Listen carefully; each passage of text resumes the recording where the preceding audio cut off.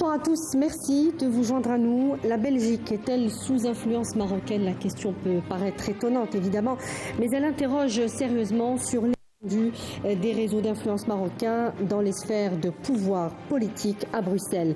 Cette question a fait l'objet d'un documentaire diffusé le 10 janvier dernier sur la chaîne publique belge RTBF dans son émission phare Investigation. Après 8 mois d'enquête, le film révèle que le maillage de corruption politico-financier belgo-marocain est bel et bien actif, à la fois au Parlement fédéral et européen. Des mandataires politiques sont payés pour relayer la narrative marocaine sur le Sahara occidental via des campagnes de désinformation et d'ingérence. Ceux qui contredisent en revanche la propagande colonialiste marocaine, tels que des journalistes, des enseignants, des chercheurs ou autres militants associatifs, font l'objet d'intimidation ou de chantage. Zoom ce soir donc sur ce que certains qualifient désormais de diplomatie de pression exercée par le Maroc pour mettre en œuvre ce que Rabat considère comme une véritable priorité nationale, l'annexion définitive du territoire non autonome du Sahara occidental, dont le peuple sahraoui réclame l'indépendance depuis près de 50 ans. Avec nous via Skype, deux invités depuis Bruxelles. D'abord Madame Lila Lefebvre, journaliste accréditée auprès de l'Union européenne. Bonsoir. Et avec nous également Monsieur Pierre Galland, militant des droits de l'homme, président de Le Coco et membre du Parti socialiste belge. Bonsoir Monsieur Galland. Merci de nous accorder un peu de votre temps qui est très précieux. On a vraiment pris le temps, pris un peu de votre temps pour discuter de cette thématique qui fait donc l'actualité. Et dans le film documentaire de l'émission Investigation, dans lequel vous apparaissez, un membre du Parti socialiste, Hugues Bayet, député fédéral et ancien député européen, a été identifié comme étant un lobbyiste de la propagande marocaine. Le Parti socialiste belge s'est distancié de ces manœuvres propagandistes. Il y a aussi le MR, le mouvement réformateur belge. À quel point les lobbies marocains, Monsieur Galland, ont infiltré, selon vous, la sphère politique belge? Mais il faut savoir d'abord qu'en Belgique, il y a plus de 600 000 personnes qui sont d'origine marocaine, qui sont des belgo-marocains. Et donc, cela donne à notre communauté une connotation très intéressante d'un côté, parce que ce sont des gens charmants, des gens compétents. Nous avons des gens qui sont ministres, qui sont d'origine marocaine. Nous avons des gens qui sont professeurs d'université, qui sont dans tous les rouages de l'État belge. Et il semble quand même que le Royaume du Maroc, que le gouvernement et le Maxem tentent régulièrement d'infiltrer ces milieux-là, de les utiliser pour défendre les thèses marocaines, et notamment sur la question du Sahara occidental. Et donc, moi, je peux vous le dire, j'ai été approché il y a plusieurs années déjà par quelqu'un qui s'est présenté comme étant un journaliste marocain, et qui était un homme tout à fait sympathique et compétent, et qui, à plusieurs fois, m'a rencontré, m'a invité à déjeuner, jusqu'au jour où il m'a dit, mais voilà, je dois vous avouer, moi je suis ici, pas seulement comme journaliste, mais aussi comme envoyé du gouvernement marocain, et nous avons beaucoup de respect pour vous, nous vous reconnaissons en vous un homme très engagé, mais voilà, nous souhaiterions que vous arrêtiez de vous occuper de la question du Sahara occidental. On ne vous demande pas de faire des déclarations inverses, on ne vous demande pas de changer vos opinions, oui, mais on vous demande simplement d'arrêter. Et vous nous dites combien les Algériens vous payent, et nous payerons le double. Et alors j'étais vraiment très choqué, je lui ai dit, écoutez, vous savez ce que ça veut dire zéro, plus zéro, ça fait toujours zéro, mais la porte est là, et je l'ai renvoyé, je ne l'ai plus jamais revu. C'est précisément ce que vous déclarez dans le documentaire. Qui sont fréquentes. Et justement, cette diplomatie dite de pression, on parle de petits soldats qui sont à l'œuvre, qui sont extrêmement réactifs en Belgique. Je parlais justement de cette infiltration, si le mot est exact, cette infiltration de ces agents relayant donc cette propagande marocaine. À quel point aujourd'hui ils ont établi un maillage politico-financier dans les arcanes du pouvoir ou dans tout simplement les sphères de décision en Belgique? Selon vous, évidemment. Écoutez, ça c'est extrêmement difficile à dire. D'abord parce que, probablement que Leila vous l'expliquera, il y a eu et il y a actuellement une enquête au Parlement européen sur des tentatives et des détournements de fonds et des paiements qui ont été faits auprès de personnes pour les influencer et pour les faire agir dans l'intérêt des positions marocaines et à l'encontre des droits fondamentaux du peuple sahraoui, parce que c'est surtout la question du Sahara qui, ici, les importe pour l'instant. Et donc, moi, je pense, qu'il faut laisser faire la justice. 2, il faut aussi être prudent parce que, voilà, moi, je suis le président de la coordination européenne des comités de soutien avec le Sahara occidental. Je le fais depuis maintenant près de 50 ans parce que j'ai mes convictions, parce que je suis engagé en tant que militant sur ces causes d'émancipation des peuples, que ce soit l'ensemble du mouvement de décolonisation, du mouvement anti-apartheid. Aujourd'hui, c'est pour le Sahara occidental, c'est également pour la Palestine. C'est un engagement que j'ai pris dans ma vie de faire ce choix, parce que j'estime qu'il est important, pas seulement de soutenir les peuples dans leur lutte d'émancipation, mais parce que également il faut que, en Europe, les Occidentaux comprennent que la période coloniale est terminée et que le Sahara occidental, c'est la dernière colonie de l'Afrique aujourd'hui. Donc, moi, je suis donc un militant qui m'engage et qui fait des travaux et qui fait de la publicité et qui fait du lobby. J'ai moi-même été parlementaire. D'autres peuvent faire du lobby dans l'autre sens. La question aujourd'hui, c'est de savoir dans quelle mesure ils le font de manière simplement parce qu'ils ont leurs convictions ou leurs opinions, ou le font-ils parce qu'ils sont sous la pression et sous l'attrait des avantages que peut offrir le Maroc, que ce soit à la Mamounia ou que ce soit dans leurs travaux. Mais il faut faire la distinction, c'est là la distinction essentielle. Aujourd'hui, la justice belge fait un travail en ce sens, et ce n'est pas à moi de me prononcer, ce sera donc petit à petit la justice qui va clarifier un débat. Il est clair aussi qu'on sait que pas mal de gens qui sont aujourd'hui aux affaires politiques et qui sont d'origine marocaine, certains d'entre eux ont des liaisons étroites avec le Maroc et ont une liaison étroite avec le palais. Et donc ça aussi, ça joue pour essayer de jouer d'influence dans un dossier aussi important que celui du Sahara occidental.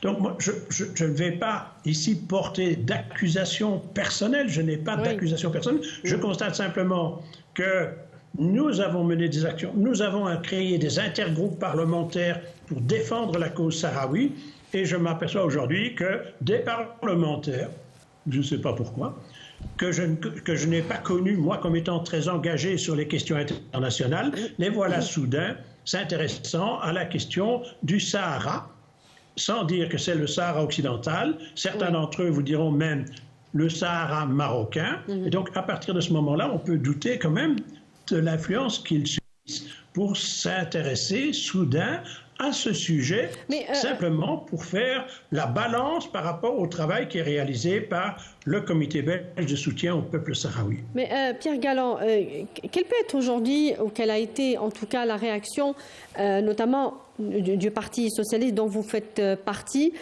quand on voit dans le documentaire qu'en 2020, Hugues Bayet reprend à son compte des passages entiers du discours du roi Mohamed VI prononcé en 2014 et qu'il est le président du COBESA, le comité belge de soutien du plan marocain d'autonomie du Sahara. On a bien sûr omis de mettre occidental. Ça ne laisse évidemment plus aucun doute sur la proximité de ce parlementaire avec les autorités marocaines.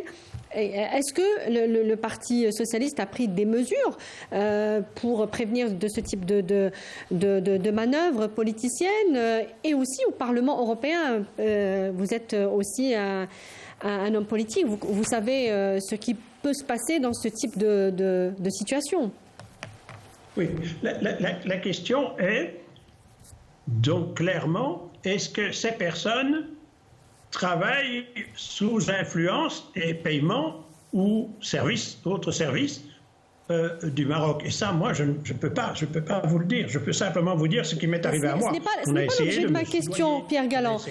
Pardonnez-moi. L'objet de ma question, ce n'est pas est-ce que il y a bien proximité, puisque bon, elle paraît assez évidente, mais est-ce que dans le cas où il y a, en tout cas, des choses qui ne sont pas très claires, des zones d'ombre sur ce que fait ce parlementaire, est-ce que le Parti socialiste prend des mesures, ne serait-ce que dans le sens d'interroger ce parlementaire sur ce qu'il est en train de faire? Est-ce qu'il y a des mesures pour freiner ces actions propagandistes au sein du Parlement fédéral et aussi, comme on a pu le voir, au Parlement européen? Mais ça, c'est le rôle de la justice. Aujourd'hui, les mécaniques en Belgique... du Parti socialiste, par exemple. Et au niveau du Parti socialiste, quand vous me dites le Parti socialiste, moi je suis dans le Parti socialiste, je suis respecté pour tout ce que je défends, et que je défends la cause sahraoui, très clairement.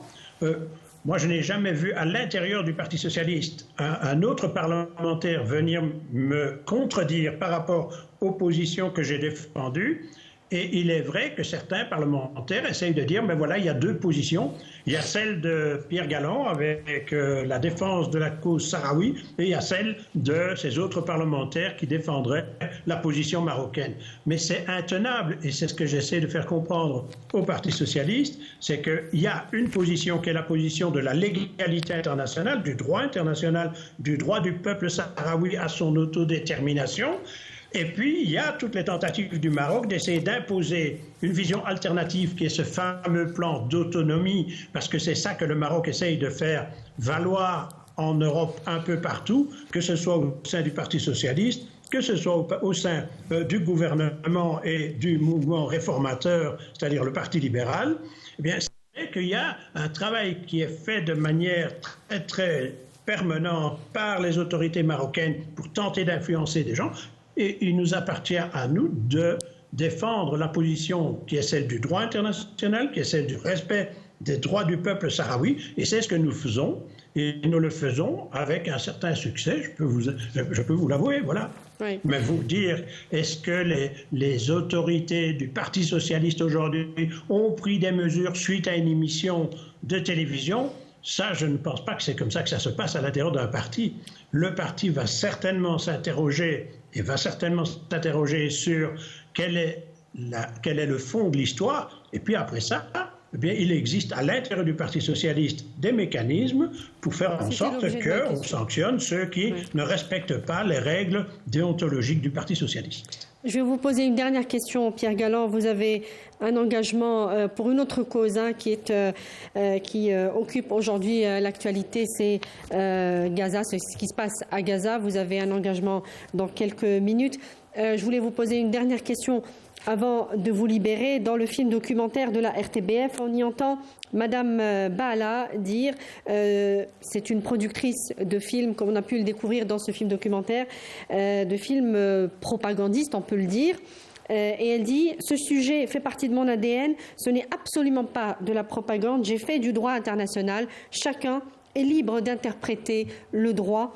Est-ce qu'on peut dire ça aujourd'hui? Et est-ce que le droit international dans des enceintes comme le Parlement européen peut se jouer comme ça du droit international, peut le soumettre à interprétation?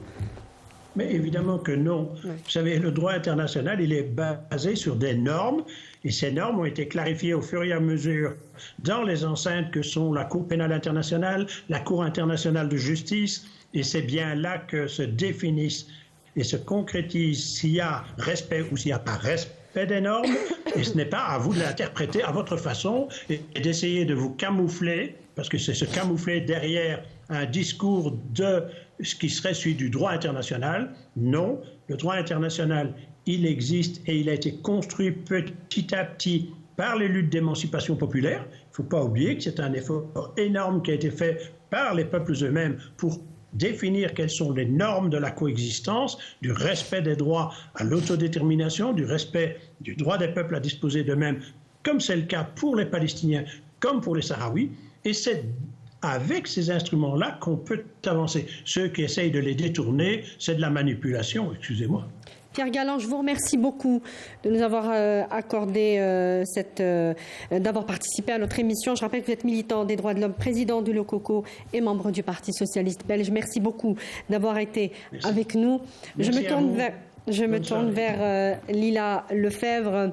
Merci également d'être avec nous. Je vais vous faire réagir aussi sur ce documentaire donc de la RTBF. C'est la chaîne publique belge qui révèle, pardonnez-moi, un peu ce qu'on connaissait déjà.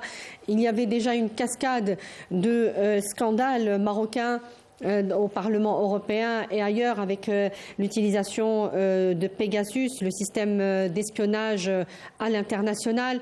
Aujourd'hui, d'abord, pourquoi la Belgique? Est-ce que c'est plus facile d'infiltrer un Parlement fédéral comme le fait le Maroc? Pourquoi il y a cette proximité installée et assez large? Il y a aussi des groupes d'amitié en Belgique qui œuvrent en faveur de la propagande marocaine sur le Sahara occidental. Mais écoutez, en ce qui me concerne, moi je pense que cette enquête qui a été réalisée par la RTBF, la télévision belge francophone publique, je mets ça vraiment en lumière, d'abord elle interpelle. Elle interpelle qui? D'abord, elle interpelle pour moi la sûreté de l'État, oui, c'est-à-dire le renseignement, oui, extérieur et intérieur de ce pays.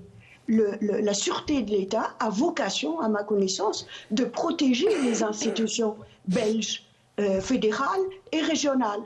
La sûreté de l'État a vocation à protéger donc le système démocratique de la Belgique. Et ça n'est pas par hasard. Je pense que la télévision belge francophone publique RTBF a diffusé, pardonnez-moi, la semaine dernière, cette enquête, cette investigation qui était très bien ficelée, très bien ciselée. Et puis je corrige juste une chose, si vous me permettez. On a plusieurs parlements en Belgique, puisque nous sommes une monarchie ou un État fédéral. Donc nous avons un Parlement fédéral, mais nous avons aussi des parlements régionaux. Et la dame dont vous avez évoqué le nom tout à l'heure, qui est députée régionale, députée bruxelloise en l'occurrence, il s'agissait donc de Madame Latifa Lahabi, et effectivement cette dame semble dire d'elle-même, hein, dans le documentaire, qu'elle est à la fois productrice de documentaires, oui, qu'elle est aussi juriste, qu'elle est députée. Et puis j'ai essayé de regarder un petit peu, mais en fait c'est pas, elle n'a pas été élue. Elle a remplacé un élu, un député bruxellois, pour lui éviter à lui, c'est un choix qu'il avait fait, le cumul des mandats, parce que il y a beaucoup de partis politiques en Belgique qui interdisent le cumul de mandats puisqu'il est encore en ce moment bourgmestre, c'est-à-dire le maire, ou comme on dit en Algérie, le président d'une commune en Belgique. Et donc, cette dame qui a plusieurs casquettes... Lila Lefebvre, comment cette dame, donc Latifa Ait Bala, vous m'entendez? Très faiblement, franchement. Alors, on va essayer de corriger ça, mais je vais tout de même poser ma question. Comment cette députée marocaine d'origine et productrice, comme vous le disiez, de films documentaires, est parvenue à diffuser donc dans les parlements fédéral et européens des films de propagande financés par la DGED, c'est-à-dire les services secrets marocains dont elle a réclamé une somme d'argent pour pouvoir financer ses projets, et donc sur le Sahara occidental, sans que cela n'éveille les interrogations, du moins des autorités belges. C'est quand même assez surprenant. Écoutez, madame, et ce n'était pas n'importe quel documentaire. Donc il y en avait deux. Oui. Un documentaire qui devait mettre en évidence le fait que, entre guillemets, le Polisario est une organisation terroriste. Et le deuxième documentaire essayait de convaincre donc, ceux qui allaient le regarder que le Sahara occidental est un Sahara marocain. Oui. Et donc, c'est quand même suffisamment gravissime que quand, par-dessus tout, elle demande clairement dans des échanges d'emails de se faire financer ces deux documentaires. vous me dites, vous essayez de me dire que la Belgique est laxiste, ou nos institutions sont laxistes. Je ne le crois pas. À mon avis, c'était un secret de polichinelle. Tout le monde en Belgique savait et sait qu'il y a cette diplomatie de pression, cette diplomatie d'intimidation, cette diplomatie marocaine de harcèlement, voire de menace, hein, parce que pour moi, cette diplomatie menace les gens qui ne veulent pas coopérer ou collaborer avec elle. Donc, ce que je trouve aussi très dérangeant, c'est le fait que c'est l'ambassadeur lui-même, oui, la personne de l'ambassadeur du Maroc ici en Belgique, qui se déplace personnellement. Qui va chez des élites belges. Hein. Par exemple, on a vu dans le documentaire l'ancien président des droits de l'homme, ils vont essayer de le convaincre par tous les moyens, et comme ils ne peuvent pas, ils vont demander à leur propre avocat de l'accuser d'être ou d'avoir été l'avocat du Polisario, oui, en Belgique. Je veux parler de monsieur Dessoif, Alexis Dessoif, qui dit lui-même « Je n'ai jamais été l'avocat du Polisario », et combien même il l'aurait été, il n'y a aucun mal à cela. Et donc, je pense que malheureusement, hein, par rapport à ce pays qui est le Maroc, qui a une diaspora très très forte, hein, toutes choses égales par ailleurs, il l'a dit tout à l'heure Pierre, hein, Pierre Galland, il y a à peu près officiellement hein, les Marocains qui vivent ici, qui travaillent ici régulièrement, 600 000, mais il y a presque autant, j'allais dire, d'irréguliers. Ils viennent beaucoup ici parce que, encore une fois, je dire le peuple marocain est en souffrance. Il n'y a pas de travail, il y a beaucoup de chômage. Vous avez vu les images qui, nous, ici en Belgique, nous font énormément de mal quand on voit des femmes, même assez âgées, ce qu'on appelle les femmes mulées, pour gagner 5 € toute une journée. Elles sont prêtes à porter sur leur petit dos je ne sais pas combien de kilos. Et donc, il y a énormément de Marocains, mais il faut dire aussi que la majorité des Marocains ici, c'est une communauté très correcte, comme il a dit Pierre Galland tout à l'heure, qui travaille, qui paye ses impôts, qui ne sont pas des indicateurs, parce qu'on leur colle aussi cette étiquette. Surtout, donc il y a une très forte communauté de rifins, vous savez, les Marocains qui viennent du nord du Maroc et qui revendiquent même leur république. J'ai eu à couvrir au mois de septembre dernier, je pense, à côté d'ailleurs du Parlement européen, une très grande manifestation de rifins, donc qui demandent à l'Union européenne d'intervenir de manière à ce que les rifins qui sont prisonniers au Maroc quittent la prison. Il y a énormément de tortures violentes, comme il a été dit d'ailleurs dans le documentaire de nos confrères de la RTBF. Donc effectivement, il y a à boire et à manger, mais il y a à revoir. Il faut absolument que l'État pardonnez-moi, quel lapsus, l'État belge intervienne pour protéger nos institutions, à commencer par les parlements régionaux, le Parlement fédéral ici en Belgique. Et justement, le titre du documentaire, c'est la question que j'ai posée au tout début de l'émission. Est-ce que la Belgique est sous influence marocaine? Ça paraît quand même assez fort comme titre et ça laisse imaginer l'étendue.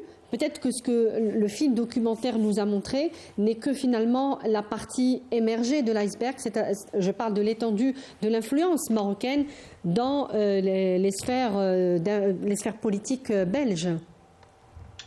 Tout à fait. Le titre est très interpellant. Vous savez, ce qui est intéressant aussi, en fait, dans cette affaire, c'est que il y a un peu plus de 40 ans, j'allais dire, la diplomatie marocaine ici en Belgique essayait de faire avec seulement une certaine couleur politique, en l'occurrence les socialistes. Mais aujourd'hui, ils vont vers toutes les couleurs. Aujourd'hui, les Verts vous diront « Ah, nous on ne fait pas avec les Marocains », mais vous allez trouver peut-être un jour qu'il y a quand même un ou deux ou trois éléments. Mais ce qui est très intéressant à montrer du doigt aujourd'hui, c'est que le MR, oui, le mouvement réformateur, c'est-à-dire les libéraux, la droite belge, la droite francophone belge, le documentaire, encore une fois, a montré qu'elle est très impliquée.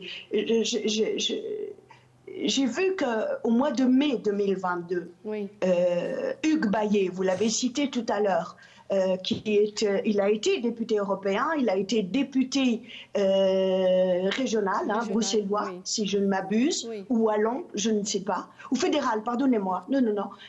Il a été député européen, il a été député fédéral. Il est aussi bourgmestre d'une ville, la ville de Farciennes. Lui est parti au Maroc sur l'invitation de l'ambassade du Maroc ici à Bruxelles. Il avait donné un certain discours. Et moi, ce qui m'a vraiment frappé, c'est que vous allez voir qu'il répétait, oui, certains passages d'un discours qui a été donné par le roi Mohamed VI à son peuple. Il va répéter des phrases préétablies, prêtes à être utilisées comme celles que j'ai retrouvées plus tard, au mois d'octobre, de la bouche même de la ministre des Affaires étrangères, Madame Adjal Habib, qui est, elle, du parti réformateur, de la droite belge, alors que Hugues Bayet est socialiste. Tous les deux vont dire exactement, ils vont utiliser les mêmes termes pour dire que la solution proposée par la monarchie marocaine est une proposition crédible, sérieuse. Oui, justement, ils utilisent ces termes-là tous les deux. C'est ce qui m'amène à poser la question sur les percées de cette diplomatie agressive, comme on le dit. La Belgique aujourd'hui, comme la France et l'Allemagne, reconnaît le plan d'autonomie marocain, comme vous venez de le dire, comme un plan sérieux, crédible, à contrario de ce que disent les Nations Unies, l'Organisation des Nations Unies et la Cour internationale de justice, qui ne reconnaissent le Sahara occidental que comme un territoire non autonome et absolument pas sous souveraineté marocaine. Donc il y a des percées, malheureusement, il y a des percées diplomatiques du Maroc sur ce dossier du Sahara occidental. Oui, mais Samia, restons vigilants. Hein. Restons vigilants parce que moi j'ai souvenir, ça ne date pas de très loin, quand Mme Adjal Habib est allée en visite officielle à Rabat et elle avait annoncé que la solution proposée par le Maroc, elle est sérieuse et crédible, c'est une des solutions. Et d'ailleurs, très vite, la presse marocaine a repris et si vous voulez, interpréter à leur profit et à leur manière les propos de Adjal Habib, et ça a fait jacasser ici en Belgique. Il a fallu l'intervention de Adjal Habib ici, la ministre des Affaires étrangères belge, pour dire mais écoutez, la Belgique officiellement ne reconnaît pas le Sahara occidental comme étant le Sahara marocain. Oui. Elle a dit juste un avis qu'elle pense que c'est une des solutions. Ça veut dire quoi? Ça veut dire qu'il y a encore d'autres solutions, et elle a bien précisé que la Belgique officielle, aujourd'hui, elle reste alignée à la position des Nations Unies. Ça, c'est très, très important de le retenir et de le dire. On dit un peu la chose et son contraire, c'est ce que disent aussi les États-Unis, qu'ils s'alignent sur le processus des Nations Unies, processus politique, mais qu'ils appuient quand même du bout des bras ou des doigts le plan marocain. Enfin, c'est un peu contradictoire et assez flou comme position, y compris en Europe aujourd'hui. On terminera sur justement cette notion de droit international. Comme le disait Pierre Galland, il est évidemment, et on l'espère bien, compliqué, voire impossible de phagocyter le droit international tel qu'il est conçu aujourd'hui, tel qu'on le connaît aujourd'hui, pour en définitive achever une colonisation en faveur du Maroc, du Sahara occidental, c'est-à-dire que ces manœuvres de corruption, de désinformation, de pression donc faites par le Maroc ne devraient pas réussir à entériner ce plan marocain. Mais écoutez, il y a eu tellement de scandales ces 2 dernières années, liés directement ou indirectement au Maroc. Il y a eu le grand scandale au Parlement européen, donc ce qu'on a appelé le Marocgate, le Morocco Gate. Il y a eu ensuite une autre affaire, d'ailleurs, dont le procès a commencé la semaine dernière, qui est celle de trafic de drogue. Hein, donc j'essaye de reprendre les termes qui ont été utilisés par le tribunal de Bruxelles. Oui. Le chef du réseau criminel de trafic de drogue est un Marocain. Il est en fuite au Maroc. Et puis, il y a un certain homme dont le procès a commencé la semaine dernière. Et puis, encore aujourd'hui, j'allais dire cerise sur le gâteau, cette investigation qui a été menée par la télévision belge francophone publique.